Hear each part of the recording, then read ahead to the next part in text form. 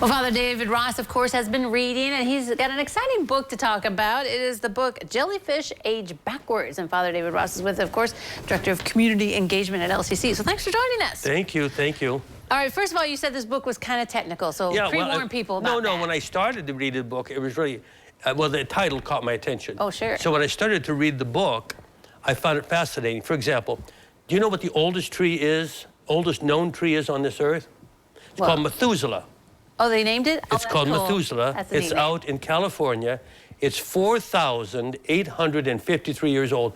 The seed was planted before the pharaohs built the what do you call those things? Pyramids, yeah. What do you call them? You're showing my age right now. I got you. Don't worry about it. It's all right. I look good for 87, don't I? And they say, oh, you do. But I say, I just said I look good. I didn't say I was 87. Well, how did it survive? It must have very deep roots. I mean, to survive weather and all that kind of stuff. That's amazing. Well, that's very good that you mentioned that, because what they're talking about in this book is some of the factors that contribute to longevity. Okay. Some of the factors. So, for example, there are places called blue zones on our planet.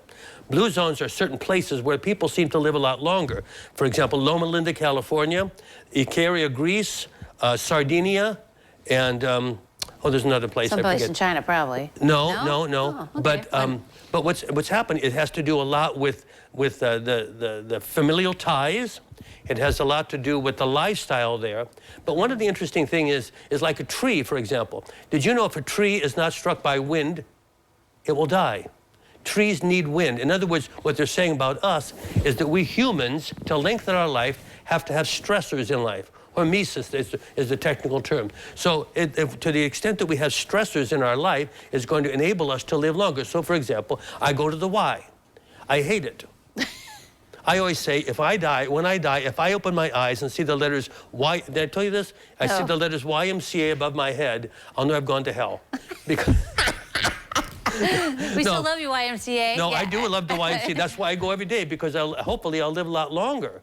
I'll live a lot longer in life. But we have all these things in nature. If we have these stressors, it enables us, for example, to lengthen our life. This is why I think emotional stressors are helpful. Okay. That doesn't talk about it in this book, but there's a correlation, I think. When we protect our kids from every kind of problem, we have helicopter parents to protect their kids from any kind of problem whatsoever, it actually can do some damage. As they grow older, they're not used to the real world.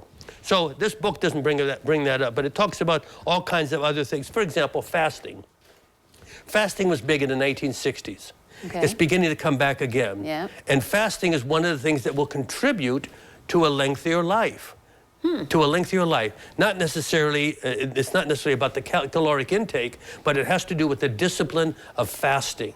It talks about a gentleman, for example, in Scotland, who weighed 456 pounds. Whoa. He decided to fast. He did not eat for 382 days. Except for multivitamins that the doctors gave him and water. He went down to 181 pounds, and it extended his life, they're saying.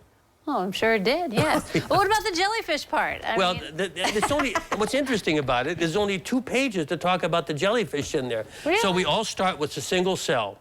We all begin with a single cell. And as we begin to divide, as we begin to grow, those cells divide and we form arms and things like that. Well, there was a Japanese a microbiologist who was able to say that process of developing, instead of the terminal cells, the terminally differentiated cells, he can actually take some of the skin cells, for example, and be able to make them through, what do they call it, pluripotent cells, make them decline, make them reverse. I mean, not decline, but reverse. Oh, so we want to reverse age. That's what we want. I do. I want to reverse the age. It's kind of an interesting book, some of these theories about what happens with nature. Is that what it is? Okay. But it's a bit too technical. That's why I would, you know what the Evelyn Wood method is of reading? Oh, you just like speak. You go like this, you know, you say, okay. Exactly. Where's the abridged version or something? Exactly. No, but it's a good book, though. Interesting thoughts, though, yeah. It is, some very good stuff to read. All right, well, thanks, Father, for coming today. Thank you, Holly. All right, don't go away. We'll take a look at the weather forecast next.